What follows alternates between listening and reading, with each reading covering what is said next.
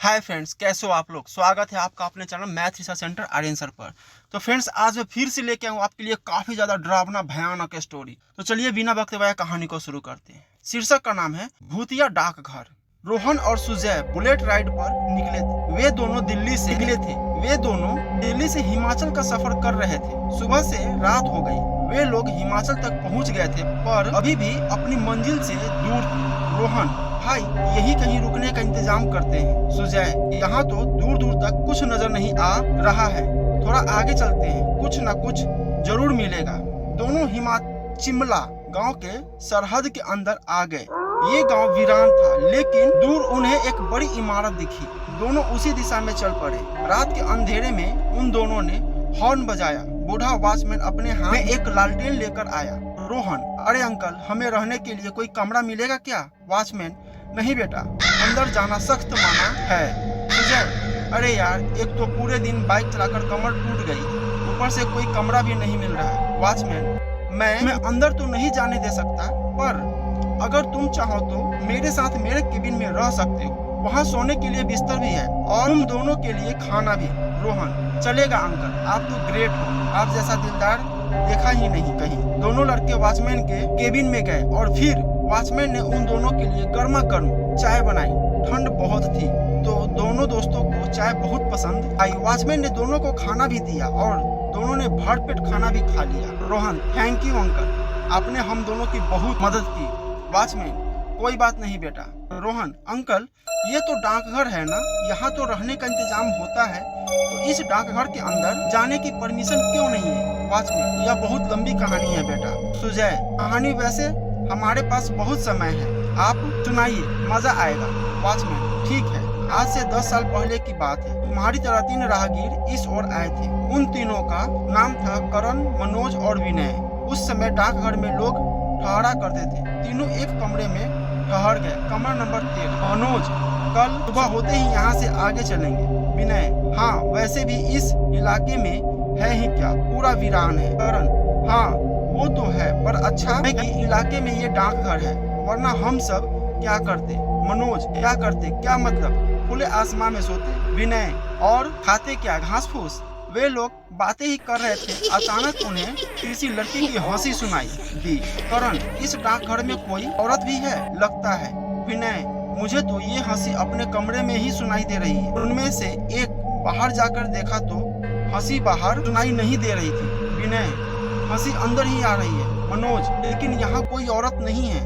वे लोग हंसी कहाँ से आ रही है ये खोजने लगे। अचानक डाकघर की बिजली चली जाती है और उनके सामने वो लड़की थी, सुजान। सुजान का बस चेहरा ही नजर आ रहा था।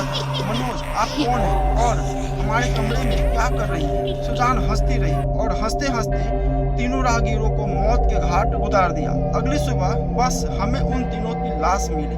रोहन, कौन है सुजान और उसका भूत इस घर में कैसे आया और उसके साथ क्या हुआ? ये जानने के लिए तुम्हें सुजान की कहानी सुननी पड़ेगी। 11 साल पहले की बात है। हमेशा की तरह टूरिस्ट हिमाचल घूमने के लिए आया करते थे और कई टूरिस्ट हिमाचल में भी ठहरा करते थे। ऐसे ही एक टूरिस्ट ग्रुप में सुजान यहाँ आई। सुजान कमरा नंबर 13 में ठहरी थी। उस समय डाकघर के सारे कमरे फुल थे। सुजान बहुत ही खूबसूरत थी, सुनहरे बाल, गोरा रंग, हर एक की नजर सुजान पर थी। सुजान और उसके दोस्त 2 दिनों तक हिमाचल में ही रुके थे। वे यहाँ एक पहाड़ी की तस्वीरें ले रहे थे। रात में वो अपने अपने कमरे में सोने चले गए और अचानक आधी रात को सुजान के कमरे से चीखने की आवाज सुनाई दी। उसके दोस्त और हम लोग वहां पहुंचे। सुजान जोर जोर से चीख रही थी। हमने मिलकर दरवाजा तोड़ दिया, पर अंदर कोई नहीं था। उसके दोनों दोस्त कमरे के भीतर गए और सुजान को ढूंढने लगे और फिर अचानक सबको सुजान की हंसने की आवाज सुनाई देने लगी। सबने ऊपर देखा तो सुजान छत से चिपकी हुई थी और जोर जोर से हंस रही थी। यह मंजर देखते ही हम लोग वहां से भाग गए, पर दोनों दोस्त वहीं फंस गए। दरवाजा अपने आप बंद हो गया और फिर हमें सुजान के दोस्तों के दिखने और चिल्लाने की आवाजें सुनाई देने लगी। किसी में हिम्मत नहीं थी कि उन लड़कों को बचा सके। हम सब अपनी जान बचाने के लिए ही भाग रहे थे। अगले दिन हमें सुजान और उनके दोनों दोस्तों की लाश मिली। दोनों दोस्तों का शरीर टुकड़े टुकड़े हो चुका था और सुजान का सर अलग था। पता नहीं उस कमरे में क्या हुआ। मनोज, यह तो बहुत अजीब हुआ, लेकिन सुजान के साथ आखिर हुआ क्या? यह भूत कैसे बनी? वॉचमैन, पता नहीं, लेकिन उस दिन के बाद से जो भी इस डाकघर में रहने आया उन सबकी बस लाशें ही मिली। चिमला के लोगों ने इस डाकघर को बंद कर दिया और यहाँ किसी को रहने की अनुमति नहीं है। सुजय, अंकल जी, आपको कुछ क्यों नहीं हुआ? वॉचमैन, क्योंकि मैं कभी भी रात में डाकघर के भीतर गया ही नहीं। मनोज, अंकल, मुझे ये कहानी अधूरी सी लग रही है। मुझे जानना है कि सुजान के साथ उस कमरे में क्या हुआ। वॉचमैन, अब ये तो खुद सुजान ही जानती है। वैसे रात बहुत हो चुकी है, कुछ घंटे सो जाओ तुम दोनों। वॉचमैन गहरी नींद में सो गया, पर सुजय और रोहन जो नींद नहीं आ रही थी, वो लोग दबे पांव डाकघर की ओर बढ़ गए। डाकघर में अंधेरा था तो रोहन ने अपनी टॉर्च ऑन कर ली। रोहन, कमरा नंबर 13 ढूंढते हैं। उन लोगों ने कमरा नंबर 13 की तलाश की और कमरे के अंदर जाते ही दरवाजा अपने आप बंद हो गया। रोहन टॉर्च से देखने की कोशिश कर रहा था तो तभी उसके सामने एक औरत। दोनों की चीख सुनकर बूढ़े वॉचमैन की नींदें खुल गई। वॉचमैन, हे भगवान, माना किया था मैंने इन्हें अंदर जाने से, लेकिन आजकल के बच्चे बड़ों की बात कहाँ सुनते हैं।